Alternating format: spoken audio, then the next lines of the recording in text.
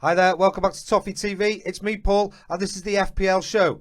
Now, you might be thinking there's no one in the Everton team worth putting on our FPL teams. However, I might be bringing one in myself this week. Let's go and have a look and see what that is all about, shall we? Okay, so first off, we're going to have a look and see the Gameweek 3 and Doncaster talking points. My Everton long-term FPL pick, I've got a new one this week, and this is the player I may well bring into my team myself. My Everton Differential Shout, 0.2% owned for those liking a differential, and my top scoring Gameweek 4 Everton player, who I think is going to get the most points in this game week. There hasn't been one yet. Nobody's got over 2 points for Everton, so yeah, this week, let's hope to God there is somebody to shout about in the next show. And then I shall share with you the most owned players by Evertonians as well. Right, so what have we learned from the games against Wolves and against Doncaster Rovers last night? Well, in all honesty, we have been playing very low in confidence. Absolutely, you could see it in the game, the way we played against Wolves. Nervousness around, tension, and it was just not very good, and that carried through to Doncaster Rovers last night as well. It's Thursday morning at time of recording, so disappointed in that first half, in fact very disappointed in that first half, but things did pick up in the second half. Danjuma as a talking point. Danjuma started centrally versus Wolves. There was no Dominic Calvert-Lewin after his cheek fracture, and he played on the wing versus Doncaster, and he actually scored as well, so he's off the mark. Not just scoring, hitting the bar too. Unfortunately, our defence against Wolves was all over the place, and we conceded again, but Jarrad Branthwaite got his start. Man of the match for most Evertonians, over 50% in the player ratings votes poll on Toffee TV.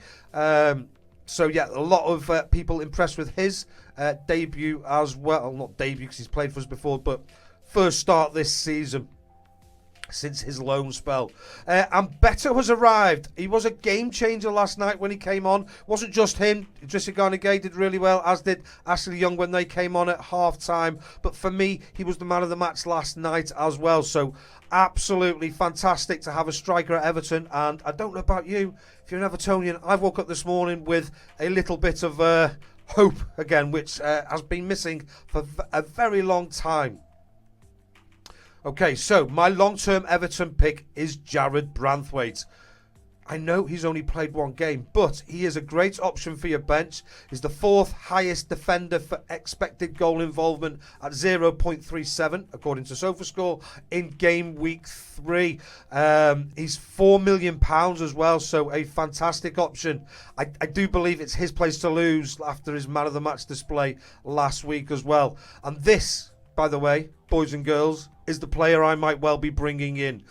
He will be a bench player for me, but I have Bayer on my bench as a £4 million player, not who's out injured. I've got Luke Shaw who's injured, and I'm just looking to free up some funds moving forwards to maybe bring in a Kieran Trippier down the line or somebody like that. But yes, Jarrad Branthwaite, I think he starts every week. I think he's a goal threat. He's massive, and he's very composed on the ball. There was one point in the game last week where the ball came to him, and to be honest, I expected him to turn around because he's left-footed and pass it back or pass it along, but he just hit it first time with his right, and it was a pass, straight down the pitch. I can't remember who it was to, Danjuma, somebody like that, but it was an attacking pass, and it caught me by surprise. So he's got that in his locker too, and I think he's going to be, don't want to jinx it, he's just started, I don't want to put too much weight on his shoulders, but I think he's going to be our starting centre-back moving forward alongside James Tarkowski.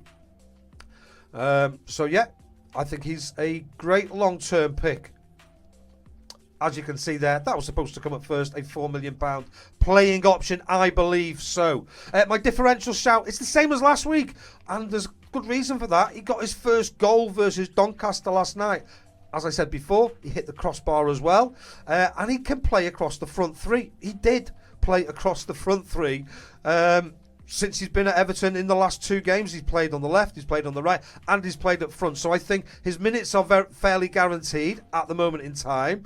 Things may change once Harrison's fit, once Dwight McNeil's fit. We shall see. But he started. I don't think you could have asked for a better start, really. He's scored and he's getting some minutes. Well, you could have asked for a better start, obviously, but he's done all right. He's done all right. He is 0.2% owned, which makes him a differential, and at £5.5 million. Now, just to clear up, I've said this before, I'm not saying go and go and get him. I just think he is the player below 1% owned at this moment in time who will probably do the best this week, apart from my highest scoring FPL pick. His XGI was 0.52 in 89 minutes versus Wolves. It was 0.3 in the game the week before in 50 odd minutes. So, he's looking at 1 and 2. He's got one last night as well. Could have got another. And yeah, I'm excited to see what he can do for us at Everton. And my top scoring Everton player pick for game week 3 has to be Beto! He got his debut goal last night. He's a striker. He plays like a striker. He's a number 9.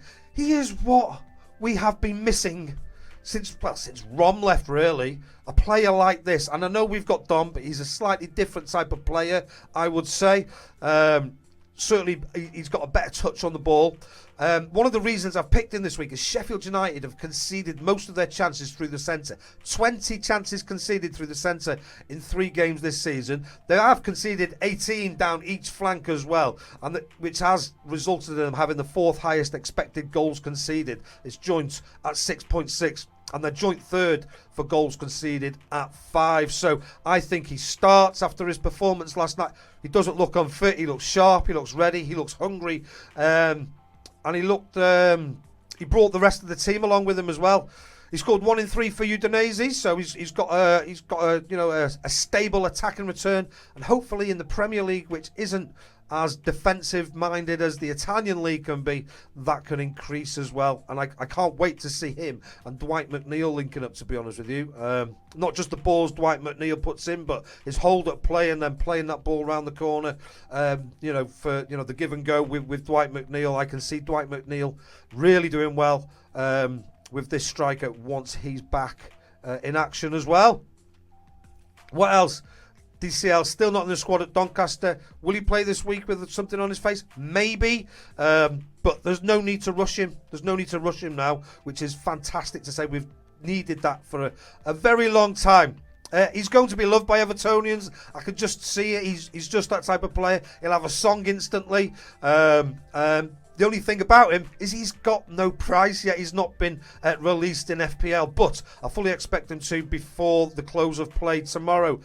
How much will he be? That's the $1 million question. I think somewhere between... I'm hoping for 5.5 just because I want to bring him in. Of course I do. He's an Everton player and he's a striker. But I'm thinking possibly around the £6 to £6.5 million, maybe where he comes in for us at Everton. If he does come in at 6, he will be our most expensive player. Currently that privilege lies with Dominic Calvert-Lewin at £5.8 million. So there is some great value to be had at Everton if we can get it together. Yeah. Which brings us to our most owned Everton players by Evertonians. Still Pickford in goal in 50% of teams, Tarkowski second, and then Branthwaite, as you can see, in third. So if you're watching this for the first time, Branthwaite is highly regarded by Evertonians. I mean, we've been desperate to see him there. He is a £4 million option, and I think he plays. There are other options out there at £4 million, the likes of Gusto, who's just got up to 4.1 for Chelsea. But how long does he play for once Reece James comes back? There's Kabore at Luton, who are like expected goals conceded very high. And yeah, I just think he's a really good option, like I've said before. Okay, so I'm interested to see how that changes next week.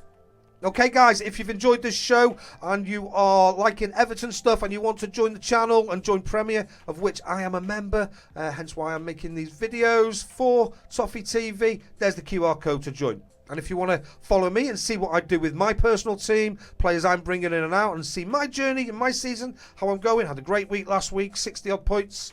Happy days, yeah. Then do. I'm FPL Focus and Paul Livesey at FPL _Focus. If you are a Premier member and you haven't joined the Toffee TV Premier League, the code for that will be in the description below as well.